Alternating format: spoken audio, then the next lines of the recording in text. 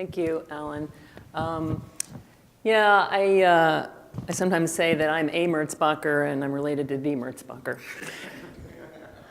So my talk is sort of in two parts. I'm going to condense the first part. We're probably a little late anyhow because John covered a lot of the points that I wanted to make as well. I'll perhaps add a few thoughts of my own.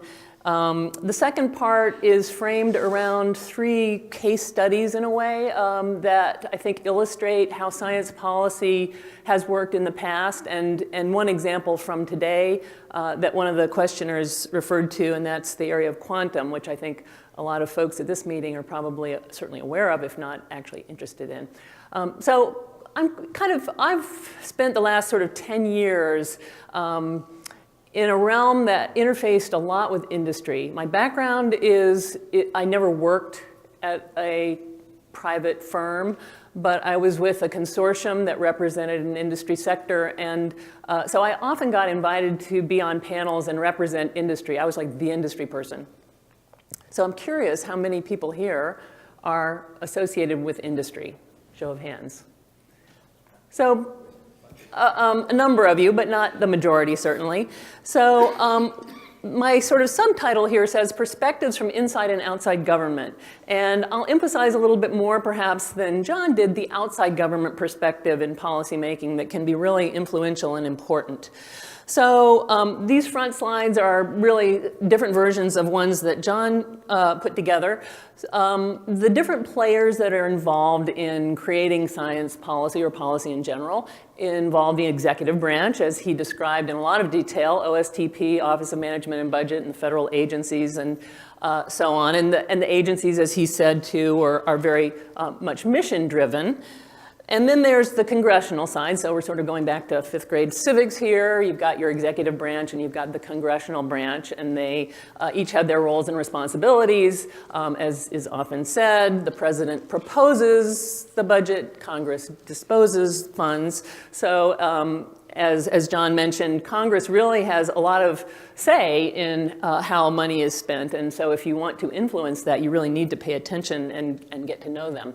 Now, Congress has a number of offices that it turns to for advice and input, including the GAO, the Government Accountability Office, which is actually building up a science and technology practice, if you will. And for some of the younger folks who are asking about opportunities, I would encourage you to go look at GAO's website and see what they're doing, because they're expanding in this area, and they're taking on some of what used to be the responsibility in some ways of the Office of Technology Assessment, or OTA, which has periodically, almost regularly, been called for to be reestablished. In the meantime, GAO is taking on some of those responsibilities for advising Congress on science and technology matters. The Congressional Research Service is another office that many are not familiar with. It's actually part of Congress. They are within the legislative branch, and again, are providing science and technology advice to members upon request. So there's another opportunity. And then these are the sort of non-governmental, outside government, various advisory mechanisms and groups, and some of them are identical to what was in the previous speakers. Advisory groups, national academies, non-government organizations, including the APS and other professional societies, for example, and advocacy groups. In the healthcare space, especially, patient advocacy groups or disease advocacy groups are extremely impactful. In the area of AIDS, for instance, they were critical to getting AIDS research funded and at the level that they felt it needed to be, and made a big difference. The research community, you're all, I think, members of that, includes academics, people, individuals, organizations, people in industry and so forth, and then various publics. There are a lot of different publics out there. So these are, all the players, and these are what I call sort of the factors. There's the actors and the factors. These are factors, and I've got two slides that are sort of related, and I kept them both. This one I call the factors that influence science for policy. So I'm using this construct as well. Science for policy, how does science influence various policy decisions, and then policy for science funding and science priorities. So on the science for policy side, you've got a lot of factors that go into decision making. And they're sort of arrayed here in no particular order, but they include science and technology. I do have a laser over here on the left. But these many other aspects as well. The election cycle, that's really important to people who are elected. International competition, what's happening in some other region. And then, economic is almost always, in fact, I think I kind of highlighted that one. How many jobs is this going to create? How many jobs in my district is this going to create? You have to think along these lines when you're thinking about how policy decisions are going to be made, even though you care maybe most about one of these boxes. Now, on the policies for science, there are a whole different set of factors, and I sort of think in simple-minded ways sometimes. I think of the push versus pull. So the push part of making a decision about where to invest your money is there's a big opportunity. Somebody has made a breakthrough that is enabling. We now have topological insulators that we can actually make. We now have something that is possible that wasn't possible before, and therefore we should be investing in this area. And then there's the pull part. We need it. And this is often driven by the mission agencies. People are getting blown up by IEDs. Please come up with some sensors and technology that can help detect these things before they blow up more people. So there's all kinds, Zika has come on the radar, and how are we going to protect ourselves from that particular virus? So there's national security and societal reasons that pull investments toward some kind of science or technology area. Then there's this sort of competitive threat, and sometimes I find this a little frustrating. It sounds a little bit like someone in kindergarten saying, well, but they are doing it. But in fact, it's very compelling. And how much money? I'm sure John had a lot of meetings where people came in and said, we should double the spending on X. It's always, that needs to be doubled. And the question of how much is the right amount given limited resources is not easy to answer, and everybody always wants more. So you have to make priorities and decisions, and sometimes stretching out your investment for a longer period of time is okay, and sometimes it's not, and competitiveness and threats from outside is one of the reasons to perhaps speed it up. Political and public concerns. So this is certainly where the voice of scientists has input on these decision-making processes. And there's a big spectrum in this country of ours on what the concerns are. And that makes it challenging. And sometimes doing nothing is the easiest course of action, but it's important to listen to all the different opinions. And then expert opinion. And again, this is where scientists come in. You have knowledge that is useful and different from what is in the room otherwise. So what I have found is that typically priorities are made when a new sort of investments and initiatives are started, when multiple of these factors, and on the previous slide, are in alignment, and you have sort of a tailwind that forms. Then things can happen and happen relatively quickly. I was actually the executive director of PCAST under the Bush administration, along with some other hats. It was organized differently, as John noted, and sort of pluses and minuses to, I think, a lot of different ways of organizing these kinds of institutions. But I was working with the person who led a PCAST study on what I think was called personalized medicine, now precision medicine, but the sort of opportunities that genetic science and engineering was making possible. And the report was to be delivered to the president, and the person on PCAST who was going to be delivering this report wanted to have a very crisp set of sort of points from the report. And I said, well, you're getting time with the president. Do you have something else you want to ask in this area? And she sort of paused and said, well, there's a piece of legislation that everybody wants to see enacted called GINA, Genetic Information Non-Discrimination Act. It's been percolating, and it's gone through the sort of congressional cycle over and over, like for 13 years. And there's nobody standing in the way. It should be passed. And so I said, well, you should bring it up. That's exactly the kind of thing that people in the White House, whether they're at OSTP or some other part of the White House, are looking for, frankly. How can they help? And so she did, and literally within a week, that piece of legislation was signed, and the community was sort of stunned. They were like, what happened? Nobody, I don't think, knows this story, but it was because somebody had that opportunity, stepped in, asked somebody who could do something about it, who turned around and said, can you look into this, to their staff, and the next thing you know, it was signed. So things can happen very quickly, and opportunities, you have to sort of be prepared for those kinds of opportunities. You never know. Okay, so I don't think anybody else has this slide. And it's the Gartner hype cycle, and this is actually the first one from 1995. Which, if you're not familiar with this, go on Google Gartner hype cycle and take a look at it. It's very interesting, but they all look like this. So they have a curve that goes in time, and it sort of is the development of a technology from what they call the technology trigger and something that's, just burst on the scene. And then there's this hype bubble, the hype cycle, peak of inflated expectations, and then this sort of trough of disillusionment. And then the slope of enlightenment and the plateau of productivity. And they've produced this, and they put a bunch of different things on it every year. This is a bunch of industry analysts. And in fact, I found a recent article where someone went and looked at all of them year by year to see how things move, because interestingly, they don't always just progress through this thing smoothly. In fact, the most recent one from 2018 looks like this.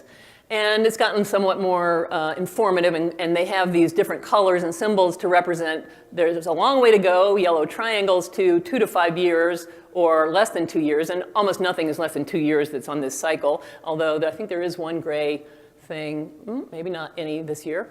And not surprisingly, the yellow triangles are more to the left than other things, but there are some interesting things on here. If I go back, actually, so I just wanted to point out, here we have things like wireless communication, information superhighway, those all seem to have probably moved through, but you've got virtual reality here, and intelligent agents, which were on the curve back in 1995, and then here you've got things like, mixed reality, virtual assistants, still kind of near the peak, and human augmentation, I guess. Here's augmented reality.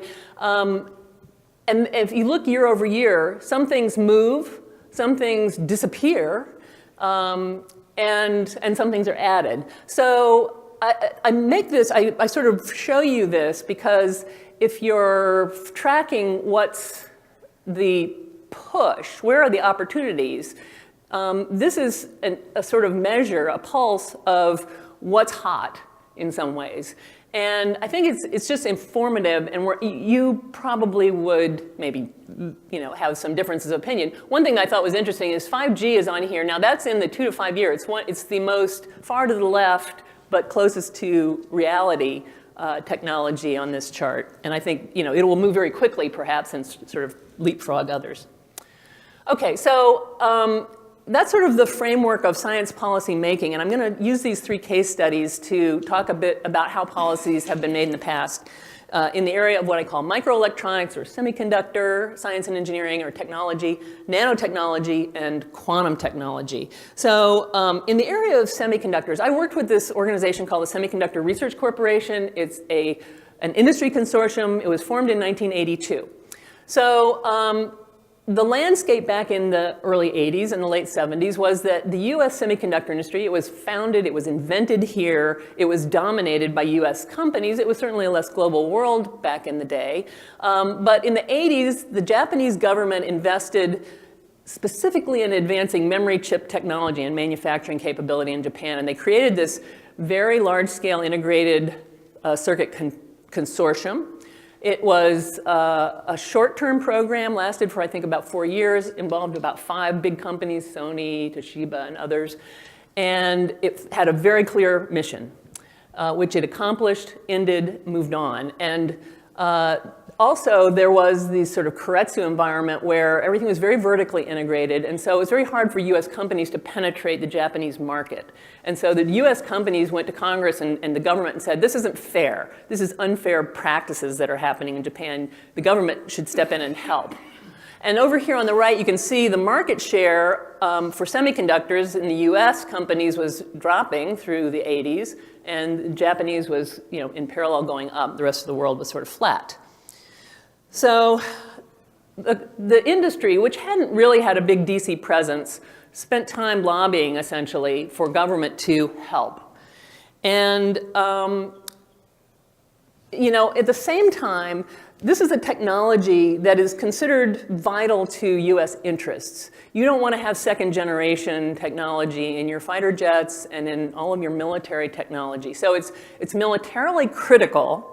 And yet in the 80s, the DoD was tired of paying $1,000 for off-the-shelf technology. And so they were moving more and more towards getting stuff commercially available, if possible, and having these sort of dual-use investments where there would be both sort of commercial and military applications. So these were sort of in tension, these policy issues. And finally, there was a sort of sense that in the basic research realm, semiconductors were now commercial. And industry was going to be doing the R&D, and the government really didn't need to be focusing in that area so much. So the investment in basic semiconductor research by DARPA and other agencies was sort of tailing down somewhat. So what were the responses? So all of these use cases, I sort of say landscape and responses and some policy lessons. So the responses were, well, number one, Congress had to pass a law saying it's okay for industry to get together and form consortia to address R&D problems. Going way back to the railroads and oil, or standard oil days, there had been antitrust legislation that prevented competitors from coming together and coordinating on pretty much anything. So Congress passed a law in 1984 that said you can get together and coordinate on R&D. The US trade rep got into the act and negotiated a trade agreement with Japan, arguably maybe the single most important thing in addressing this trade imbalance issue. And Japan, who was being accused, let's say, of dumping at low cost, and this, you can take Japan and replace with China and have a lot of sort of similar sounding arguments today.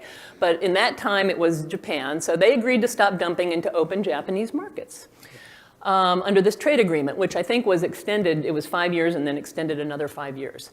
And Semitech was formed. And I used to tell people, hi, I'm with SRC, and they would say, oh, are you with Semitech? Semitech is a better known industry consortium that was created in 1987.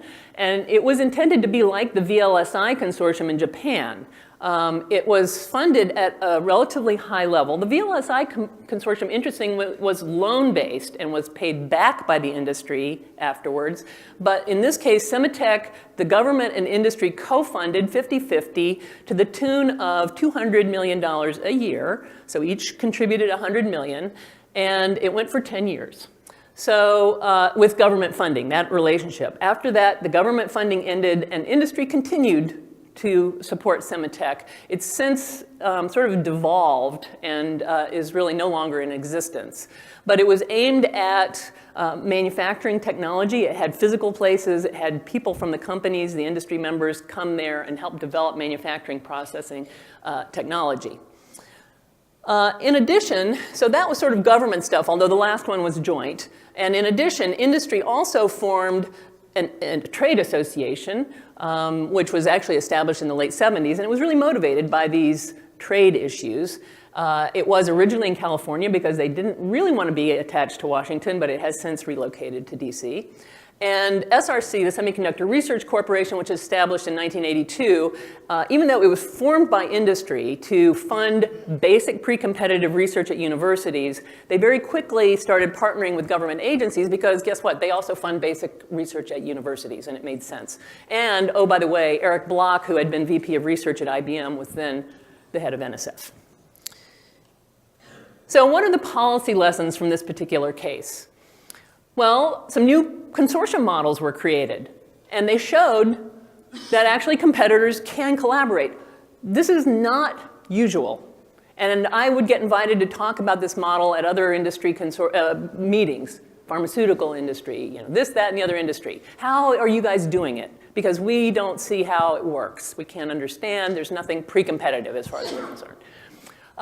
But it has sort of allowed a rising tide to lift all boats, arguably. And the trade imbalance with Japan did reverse, and this probably had something to do with it.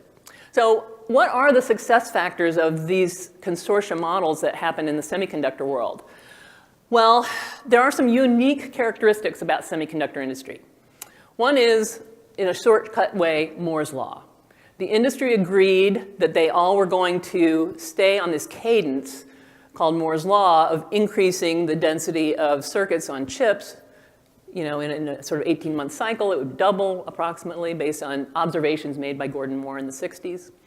And so it was a business model. In order for them to continue to increase performance and reduce cost, essentially, they were driven to stay on Moore's law. And in order to do that, the equipment companies had to be ready, in these cycles to be able to produce the tools that were going to be needed.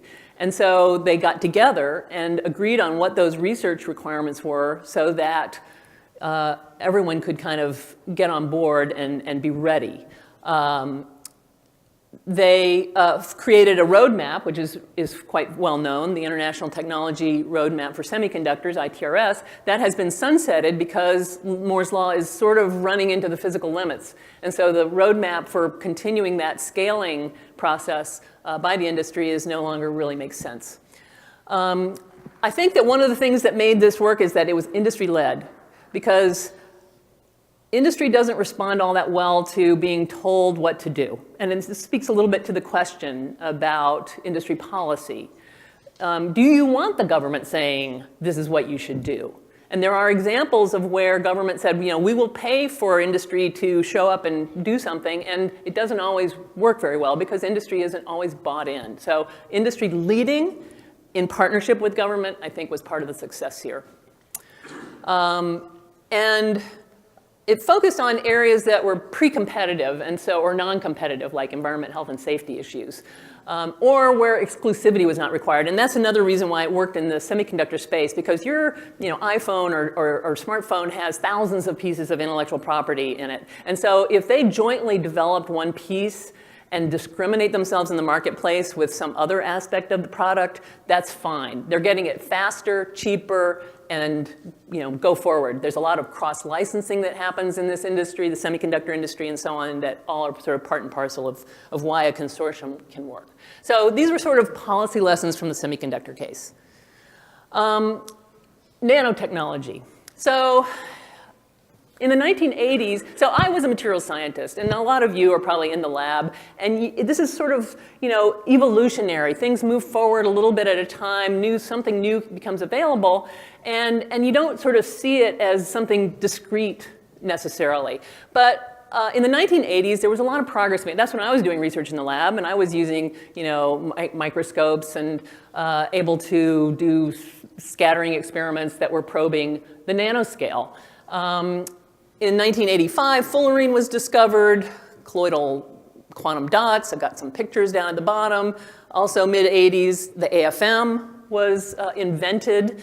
And there's this famous picture that Don Eigler made, moving 35 xenon atoms on a surface to write out IBM, that demonstrated this atomic level control. So nanotechnology was really about the control of matter on the scale of atoms and molecules that was being enabled by some of these tools and some of the science going on at the time.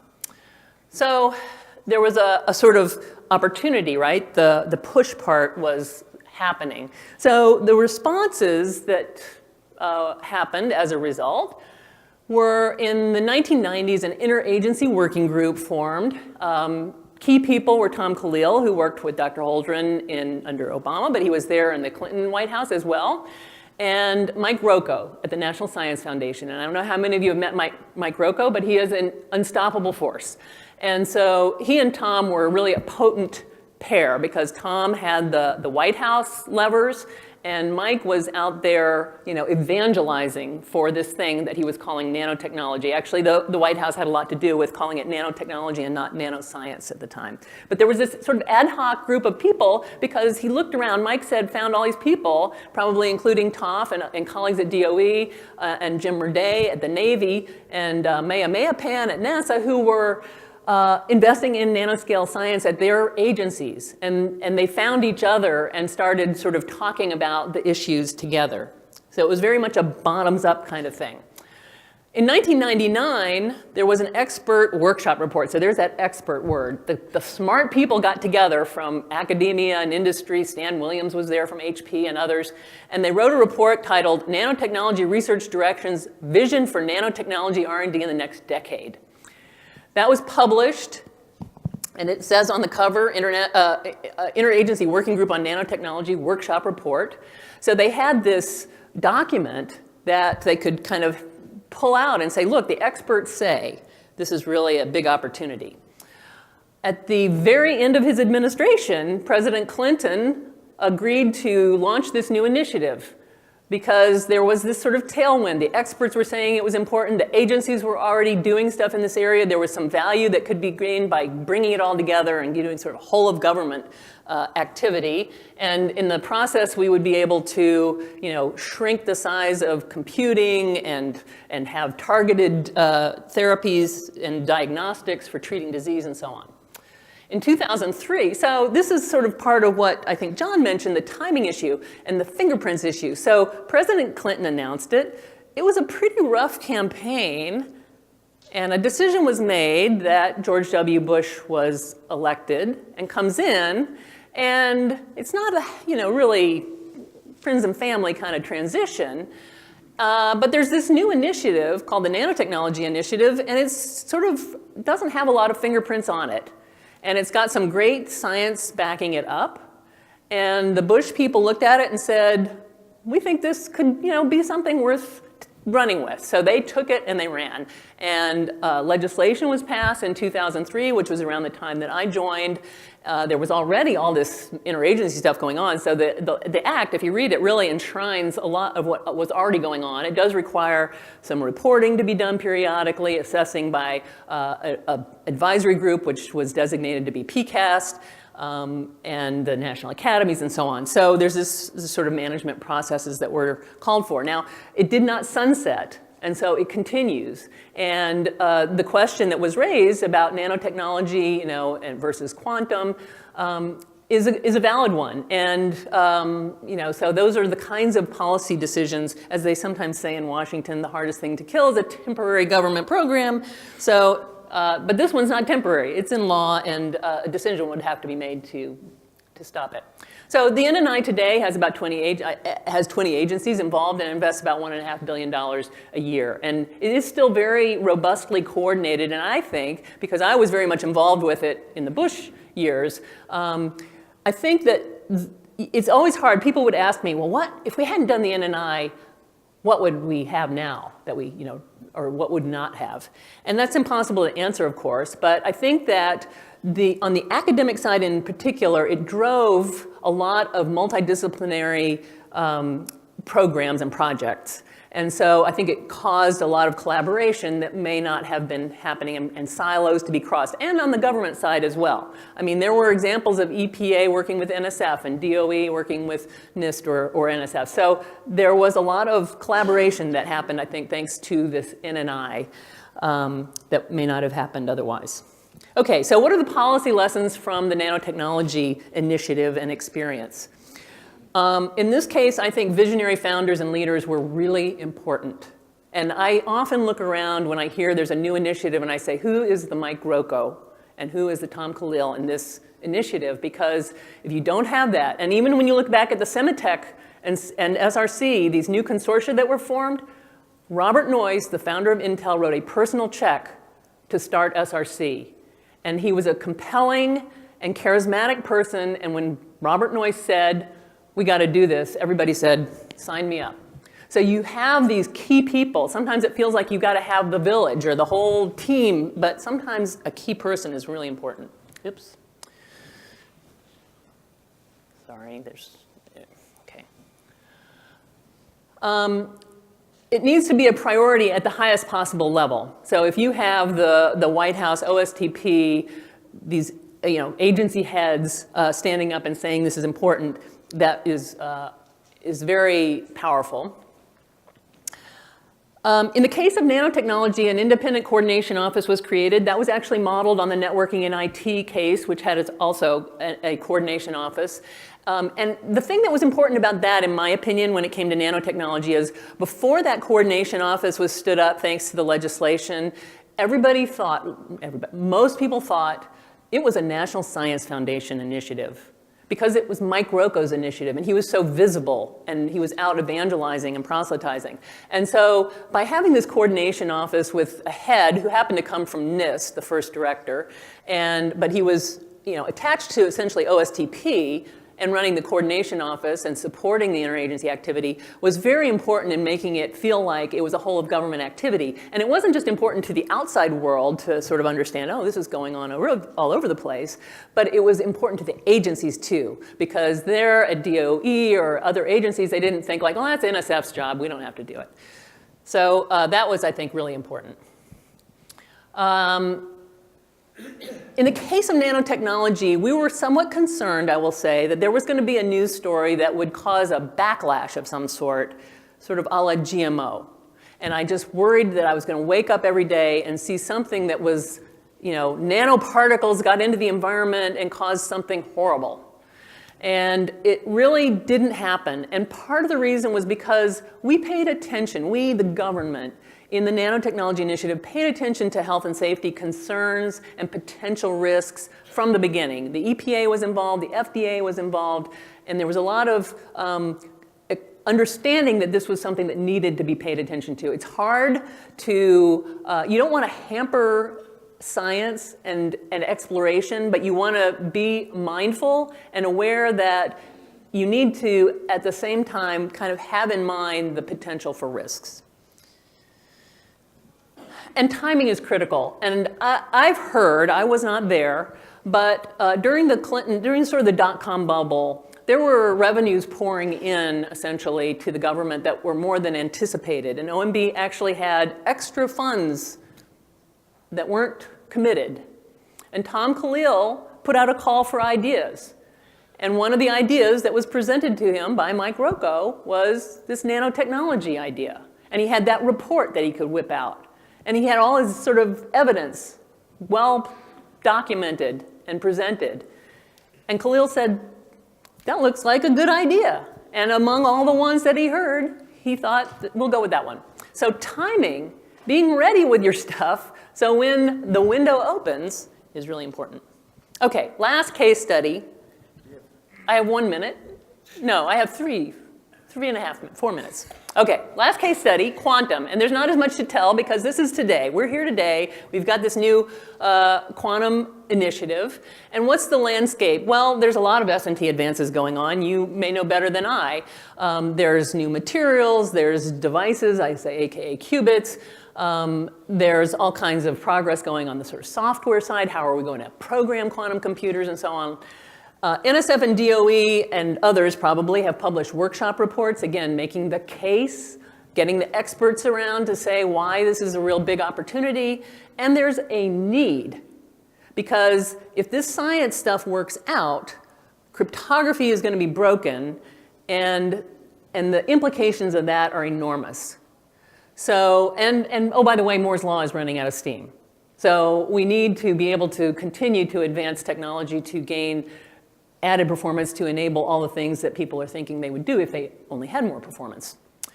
And there's an international competition. So Europe has a flagship initiative on quantum that's investing $1 billion, euro, close to dollars these days. But China has made a plan that they're investing $10 billion over periods of time, both of these. And the Chinese investment is a very broad scope, not just basic research, but all kinds of investments. And there's lots of hype.